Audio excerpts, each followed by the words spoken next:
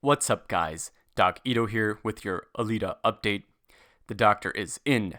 Today, I am mad. I am angry. I am furious. Yesterday was a great day. Alita passed 400 million, the number we have all been waiting for, we have all been fighting for. Right on predictions with my models. But the media today is already fighting against this accomplishment. They are already trying to demean 400 million, trying to say it doesn't really matter, trying to say there is no way a sequel happens for this movie. I am angry. This should be a day where we celebrate a new IP, a new film, succeeding at the box office, doing much better than expected, but instead they are covering up for their own predictions and their own negativity, and we'll get through all of the details. We'll also do the box office update, but first, quick reminders. Head on over to change.org, the link is below. Sign the Alita sequel petition. We are over 7,500, so great job everyone. Let's see if we can get it over 9,000. Number 2, Alita movie is still silent. The Instagram account, same thing. And the Alita Facebook page. So Alita right now, social media is silent. No one is speaking up for her, so we have to do that. We have to keep fighting for Alita.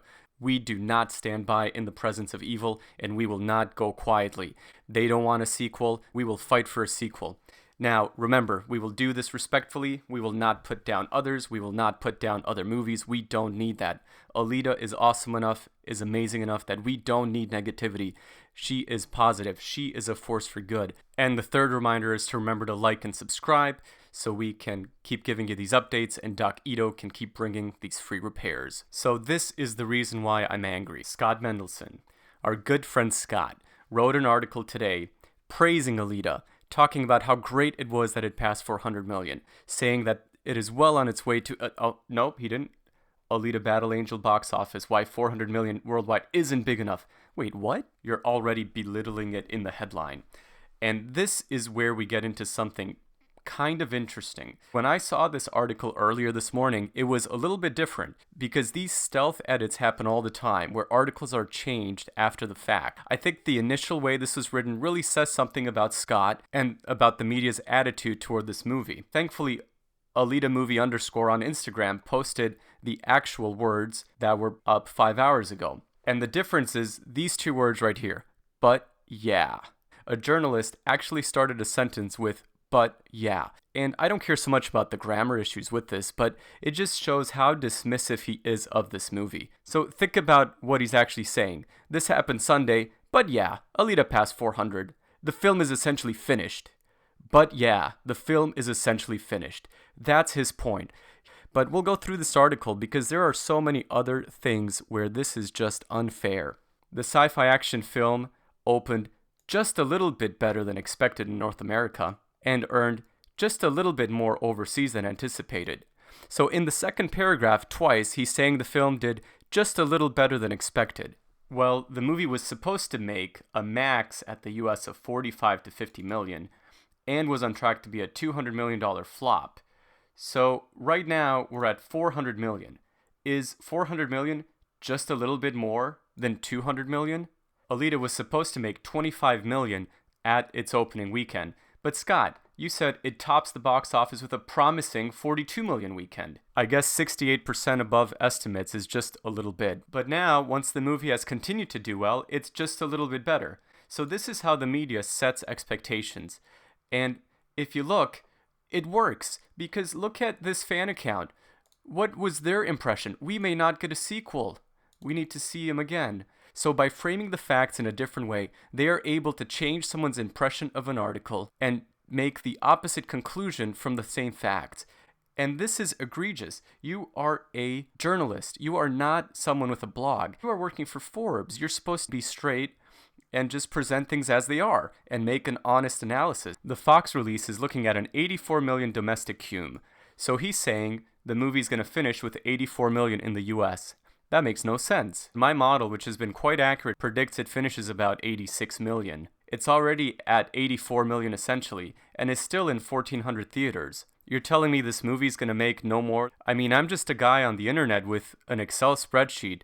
Scott Mendelson has been studying the film industry with an emphasis in the box office for 28 years. How does he not know this movie's gonna make more? The answer is he knows exactly that it's gonna make more.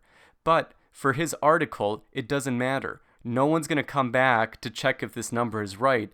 Someone's just going to Google Alita sequel 400 million. They're going to find this article and they're going to say it's not enough. And they're going to say, oh, Alita is not going to get a sequel. And that's how public perception is shifted. So here's where it says it made 400, but it won't get a sequel because movies like Warcraft, The Mummy, and Terminator Genisys made similar amounts, but are not getting a sequel. Well, number one, Warcraft is a 6.9 on IMDb, The Mummy is a 5.5, and Terminator Genisys is a 6.4. People didn't like these movies, while Alita is at a 7.6. And if you look at the Rotten Tomato scores, we're 94, 95% positive? While the financial comparison might be similar, it doesn't make sense from a quality standpoint. And even this argument is stupid. Because Terminator is getting a new movie produced by who? James Cameron. I mean, I don't even understand how the Terminator is an argument against a sequel when you're saying a movie which only made 440 and 89, didn't have great reviews, is getting rebooted with a sequel by James Cameron. But then he gets back on his political horse. Legendary fell for the hype once, meaning that don't get an Alita sequel, it's just hype, don't fall for it. Instead of saying Legendary did an analysis and felt that a sequel was viable. No, it fell for the hype. But Pacific Rim's 411 was a mirage, revealed by the mere 270 of the sequel. But Pacific Rim again is only a 6.9, and also the sequel budget was $150 million, $40 million cheaper than the original. Everyone knows that a sequel to Alita will be a lot less expensive. The sets are already made, they're in Texas with Robert Rodriguez, all the CGI is already made, the technology has already been developed. This is not a movie that's going to cost $200 million for a sequel. Marketing is also going to be a lot cheaper because Alita's fan base is so much bigger now compared to what it was before. And then here toward the bottom, he makes what's the most important point. Cameron himself owns the rights to Alita. He can go anywhere he wants with this movie. Now, yes, he's working with Disney with Avatar, but he could go anywhere to make the sequel. He could go to another studio, he could make his own studio. And do you think this man, James Cameron, with his Alita t-shirt while filming Avatar, do you think he is going to let this movie die without a sequel? Do you think he is not going to make a sequel when he set it up beautifully? Do you think he waited 20 years to bring this movie to fruition, waiting for technology to develop to make a one and done? No, I don't think so, my friends. James Cameron loves Alita. He wrote a 600-page screenplay for this movie. He has the passion. So why doesn't Scott Mendelson talk about this? Why doesn't he talk about the passion Cameron has for the movie? Why doesn't he talk about how much he's fought for it?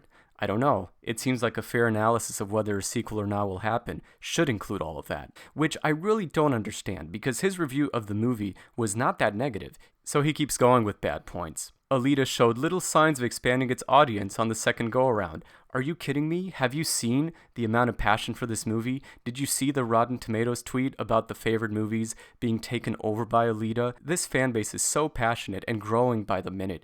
There's no way our word of mouth isn't going to spread Alita 2 to the stratospheres.